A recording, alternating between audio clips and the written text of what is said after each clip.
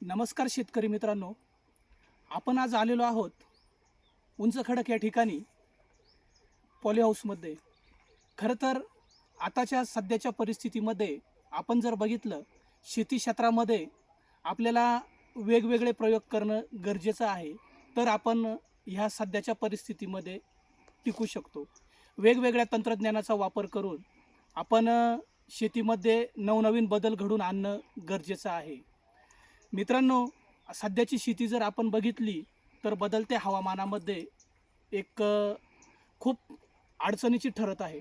आणि ह्या अडचणीच्या परिस्थितीवर मात करायचं म्हटलं तर आपण सध्याच्या परिस्थितीत वेगवेगळे प्रयोग करणं गरजेचं आहे.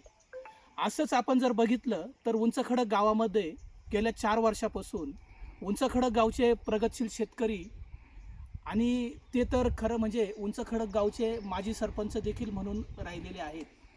एक त्यांनी शेती क्षेत्रात चांगल्या पद्धतीचे प्रयोग त्यांचे विविध पद्धतीने चालू आहेत. असंच त्यांनी एक गेल्या 4 वर्षापासून आपल्या पॉलीहाऊसचा प्रयोग त्यांच्या गावामध्ये केला, शेतीमध्ये केला. आणि एक 4 वर्षामध्ये त्यांना अतिशय चांगले असे बदल पॉलीहाऊसमध्ये पिकामध्ये घडून आले आणि आर्थिक उत्पन्नामध्ये देखील चांगल्या पद्धतीनं त्यांचा स्रोत बदलताना आपल्याला दिसत आहे. मित्रांनो, या व्हिडिओच्या माध्यमातून आपल्याला एवढंच सांगायचं आहे की वारंवार जे वातावरणात बदल घडत आहेत, आपण पारंपरिक शेती न करता शेतीमध्ये वेगवेगळ्या प्रकारचे बदल घडवून आणणं गरजेचं आहे. असंच आपल्या उंचखडक गावचे माजी सरपंच अनिल देशमुख यांनी शेतीमध्ये पारंपरिक पद्धतीनं न करता नवनवीन बदल घेऊन शेती करत आहे. याच्यामध्ये जर आपण बघितलं तर अनिल देशमुख यांनी एक 2.5 एकरावरती कलर कॅप्सिकमची लागवड केलेली आहे. आपण त्यांच्याकडून थोडक्यात एक त्यांचा हा पॉलीहाऊसचा जो प्रवास आहे आपण त्यांच्याकडून जाणून घेणार आहोत, जेणेकरून इतर शेतकऱ्यांना देखील त्यांच्यापासून आपल्याला प्रेरणा चांगल्या पद्धतीनं मिळेल. नक्कीच आपण थोडक्यात अनिल देशमुख यांच्याकडून जाणून घेऊयात. अनिल भाऊ, आपण साधारण पॉलीहाऊस एक 4 वर्षापासून करतायत, बरोबर? तर आपल्याला पॉलीहाऊस उभारण्याची प्रेरणा कशी मिळाली आणि आपण पॉलीहाऊसमध्ये कलर कॅप्सिकमच घ्यायचा निर्णय का घेतला? पण प्रथम आम्हाला तुमच्याकडून जाणून घ्यायला आवडेल की आपण पॉलीहाऊसचीच का निवड केली, म्हणजे स्रोत बदलून फक्त पॉलीहाऊसमध्येच का आलात? आमचे मित्र आशिष वागचौरे यांनी आम्हाला सांगितलं की कलर कॅप्सिकम मध्ये चांगले रेट भेटतात, पैसे पण चांगले होते. बरोबर. त्याच्यामुळं आम्ही कलर कॅप्सिकम साठी पॉलीहाऊस केला 2.5 एकरचं. हां.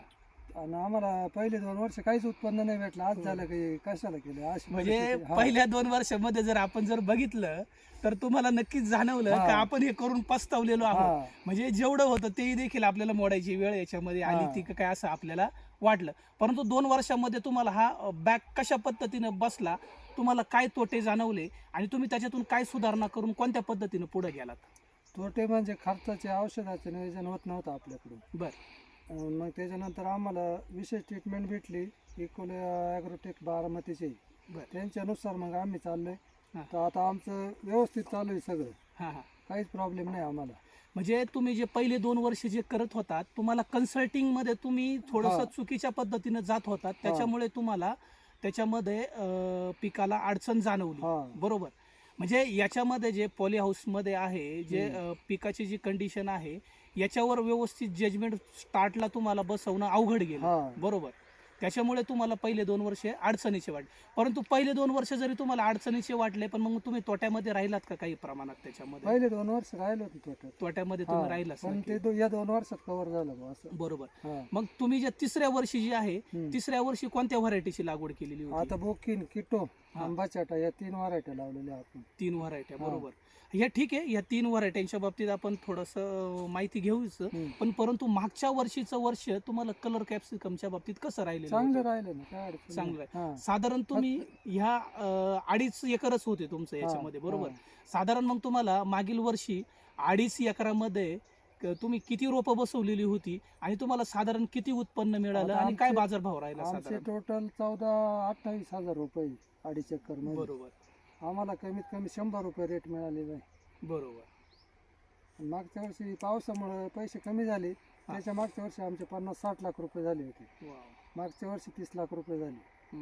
या वर्षी 50 लाखाची अपेक्षा आहे आम्हाला. हा, हा, हा. याच्यानंतर 50 टन निघलं होतं याच्या मागच्या वर्षी. मागच्या वर्षीचं 100 साधारण टन. उत्पन्न किती राहिलेलं 100 टन. होतं? 100 टन निघलं होतं आमचं. 100 टन. हा. म्हणजे तुम्ही मागील जे तुम्हाला आधी जो सेटबॅक बसला होता, हम्म. तुम्ही त्याच्यावर झालेल्या चुकांवर योग्य नियोजन केलं हम्म. आणि नक्कीच तुम्ही ते योग्य नियोजन करून त्याच्यातून एक चांगल्या पद्धतीने उत्पन्न घेण्याचा प्रयत्न केला. आता हे तुम्ही जे 2.5 एकरामध्ये स्ट्रक्चर उभं केलेलं होतं, आता हे तुमचं बऱ्यापैकी कव्हर झालेलं आहे का? हा नाही कवर आहे आमचं. काय आता आम्हाला परत पॉली हाऊस करायची अजून 2 वा, वा, एकर. छान छान.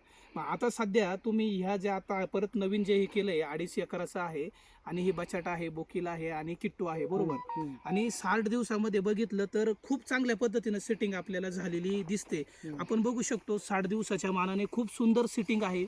साधारण आपण बघतो 1 2 3 4 आत्ताच्या याच्यामध्ये खूप चांगलं असं फळं सेटिंग झालेलं दिसतंय.